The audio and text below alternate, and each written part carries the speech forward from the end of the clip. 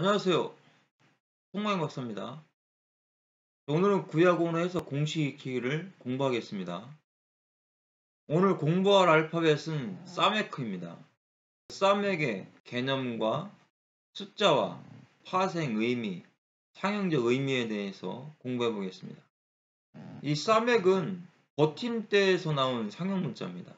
지주나 버팀대, 영적으로는 십자가를 상징해주고 있습니다. 진리를 세우고 지탱하는 역할로 그 의미를 나타내고 있다라는 것이죠. 사맥은 하나의 원으로, 어떻게 보면 이게 원이잖아요. 원이 나타내는 모든 것을 나타내고 있다. 사맥의 숫자값은 60입니다. 교만과 또 세상적 기쁨을 상징해주고 있다. 두 가지 개념을 가지고 있는 거죠. 모든 점이 원 위에서는 무의미로 무효화를 또 표현해주고 있다. 그런 의미도 사메크 안에 들어가 있다라는 것을 생각해 볼 수가 있습니다. 사메크는 지탱이죠. 버텨준다는 얘기입니다. 뼈에서도 왔어요. 물고기 뼈. 그래서 사다리의 개념도 있고요. 그래서 골조를 세우는 거죠. 받침대의 의미도 있습니다. 또 성막에 받침대가 튼튼해야만이 광야에서 성막이 무너지지 않죠. 건물도 골조가 튼튼해야만이 무너지지 않을 수가 있습니다. 우리가 소돔이라는 단어가 있죠. 세돔인데요. 창세기 13장 10절에 이에 롯이 눈을 들어 요단 지역을 바라본 즉 소알까지 온 땅에 물이 넉넉하니 여호와께서 소돔과 고모라를 멸하시기 전이었으므로 여호와의 동산 같고 애굽 땅과 같았더라 그랬어요. 소돔과 고모라 땅이 여호와의 동산 같고 애굽 땅과 같았기 때문에 롯이 이 지역을 선택한 거죠. 에스겔 16장 49절에요. 내 아우 소돔의 죄악은 이러하니 그와 그의 딸들에게 교만함과 음식물의 풍족함과 태평함이 있음이며 또 그가 가난하고 궁핍한 자를 도와주지 아니하며 그랬어요. 이게 소돔의 죄악에 대해서 나오잖아요. 가난하고 궁핍한 자를 도와주지 않았어요. 또 교만하고 음식물이 풍족해지니까 태평해지니까 죄를 짓게 되는 겁니다. 그러니까 우리가 먹을 것이 풍족해진다. 이러면 교만해지고 죄를 지을 수 있는 확률이 높아진다는 거죠. 우리는 하나님께서 음식물이 풍족하게 해주시고 태평함을 주셨을 때에 교만하지 말고 겸손하게 하나님의 뜻대로 가야 합니다. 자, 이 세돔을 보니까 지지대. 세돔은 뭘 지지했습니까? 세상의 권세를 지지했죠. 세상의 권세를 믿다 보니까 결국 하나님 앞에서는 죄를 짓게 되는 겁니다. 또 진리의 문을 통과하여 들어가야 되는데 진리의 문을 바라보지 않았어요. 소돔 땅은 하나님의 말씀을 받아들이지 않았어요. 롯은 의인이라고 베드로 사도가 이야기하고 있죠. 의인 롯을 구출했다라고 말씀합니다. 어떻게 보면 롯이 복음을 전했겠죠. 왜요? 아브라함으로부터 하나님을 알았잖아요. 그런데 소돔 사람들이 받아들이지를 않았습니다. 진리의 문으로 들어오지 않았죠. 그러다 보니까 그들이 깨끗해질 수가 없는 거예요. 죄악이 씻겨질 수가 없습니다. 그러니까 하나님 앞에 유황불로 심판받을 수밖에 없는 상황이 만들어졌다라는 것이죠. 우리도 이 세상을 살면서요. 소돔과 같은 이런 삶을 살아가면 안 되겠죠. 교만하고 물질이 풍족하고 태평하니까 죄를 짓게 된다. 잘못된 길로 가면 안 되는 겁니다. 또 술람이라는 사닥다리라는 단어가 있어요. 창세기 28장 12절에 꿈에 본즉 사닥다리가 땅 위에 서 있는데 그 꼭대기가 하늘에 닿았고 또 본즉 하나님의 사자들이 그 위에서 오르락내리락 하고 야곱이 베델에서 꿈을 꾸게 되죠. 그때 사닥다리가 연결이 되는 겁니다. 자, 이 사닥다리는 누구를 상징합니까? 중보자 되시는 예수님을 상징해주고 있는 겁니다. 하늘과 죄인을 연결시켜주는 거죠. 베델이 베이트 엘이죠. 하나님의 집이죠. 이 베이트는 집이에요. 엘은 하나님. 그러니까 하나님의 집이죠. 이 하나님의 집은 교회를 상징해주고 있죠. 이 교회 안에 사닥다리 중보되신 분이 누굽니까? 예수님이죠. 바로 이 교회 안에서 성도와 하나님을 연결하시는 분은 예수님이다라는 것을 알 수 있습니다. 그러면 이 술람, 우리는 이 사닥다리 되시는 예수님을 지지해야 되고 받침이 돼야 되는 겁니다. 우리의 신앙의 기초가 돼야 되는 것이죠. 예수님이 신앙의 기초가 되어주시고 믿음의 기초가 되어주시는 분, 그분을 의지해야 됩니다. 그리고 사닥다리 되시는 예수 그리스도로부터 통제를 받아야 되겠죠. 우리의 삶을 내 마음대로 살아서는 안 되는 겁니다. 하나님이 원하시고 기뻐하시는 뜻대로 살아야 됩니다. 또 중보자 되시는 예수 그리스도의 말씀으로 우리는 깨끗하게 씻김받을 때 중보자 되시는 예수님을 통과하여 하나님을 만날 수가 있는 겁니다. 우리는 십자가에 못 박히신 예수님, 이 예수님을 통해서 이분이 바로 중보자이시고 이분이 바로 사닥다리와 같으신 분이라는 겁니다. 사닥다리가 없다면 어떻게 하늘로 올라가겠습니까? 중보자 되시는 예수님이 없다면 우리가 어떻게 하나님을 만날 수가 있습니까? 그래서 중보자 되시는 예수 그리스도의 그 십자가를 우리가 의지하고 신앙의 기초를 놓고 그분의 통제를 받아서 말씀으로 깨끗하게 씻김받아 하나님을 만나는 은혜가 있어야 합니다. 또 사칼이라는 단어가 있어요. 사악하게 행하다, 어리석게 처신하다, 미련하다. 미련하다라는 게 사칼이죠. 역대상 21장 8절에 다윗이 하나님께 아뢰되 내가 이 일을 행함으로 큰 죄를 범하였나이다. 이제 간과없나니 종의 죄를 용서하여 주옵소서. 내가 심히 미련하게 행하였나이다.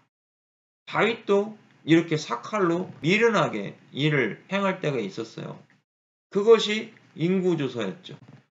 요압이 하지 말라고 했잖아요. 이거 안 해도 된다. 그런데 전쟁에 나갈 만한 인구를 조사해라. 지금까지 하나님께서 지켜주시고 함께 해주셨는데 왜 이런 거 하려고 합니까? 하지 마십시오. 이건 여호와를 의지하는 것이 아닙니다. 이렇게 얘기했는데도 불구하고 자기의 왕권을 가지고 강행하잖아요. 결국 벌을 받게 되는 것이죠. 징계를 받게 되지 않습니까? 미련하게 행하였다라는 거죠. 자, 이사야 44장 25절에 헛된 말을 하는 자들의 징표를 패하며 점치는 자들을 미치게 하며 지혜로운 자들을 물리쳐 그들의 지식을 어리석게 하며 비복음자들이죠. 복음이 없는 자들. 이런 자들이 점을 치게 되고 헛된 말을 하게 되고 거짓 복음을 전하게 되는 거죠. 하나님은 그들의 지식을 미련하게 만들고 어리석게 만들겠다라고 말씀합니다. 그러면 미련하게 행동한다라는 것은 어떤 겁니까? 지지대 되시는 예수님을 의지하지 않는 거예요. 그러면 우리는 우리의 삶 가운데 미련한 자가 될 수밖에 없습니다. 지혜가 없는 거죠. 예수님을 깨달을 수 있는 지혜가 사라지는 겁니다. 결국 이런 자들이 누굽니까? 교회 생활을 한다고 하지만 거짓 복음에 노출되어 있는 자들입니다. 거짓 복음을 전하는 자들. 바로 이단자들이죠. 그리고 하나님의 말씀을 적용하면서 살면 거룩하게 살아가는데 하나님의 말씀을 적용하지 않아요. 그러니까 미련해지는 겁니다. 하나님의 복음을 가르쳐 주셔도 그 복음을 깨닫지를 못하고 내 삶 가운데 적용하려고 하지도 않습니다. 미련하게 행동하는 것은 하나님의 통제를 받기 싫어하는 거예요. 그러면 이 사람들은 사생자입니다. 아버지가 없는 거예요. 자, 아버지가 없으니까 자기 멋대로 살아가잖아요. 그런데 하나님은 우리의 아버지가 되어주시고 내가 잘못된 길로 미련하게 행동할 때에 무엇을 주신다고 했습니까? 징계를 주신다고 했어요. 자, 우리가 이 징계를 받으면 기뻐하라고 했어요. 왜요? 아버지가 계시다라는 거죠. 우리는 하나님 아버지가 있기 때문에 내가 미련하게 잘못된 길로 갈 때 하나님은 징계를 내리신다라는 것을 기억해야 합니다.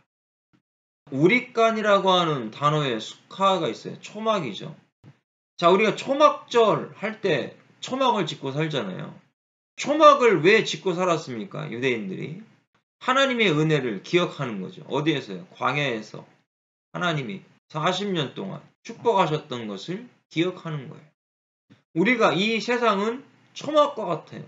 이 삶 가운데 우리가 예수 그리스도의 십자가를 의지하면서 우리의 삶에 적용하고 살을 때 숨이 열리는 거죠.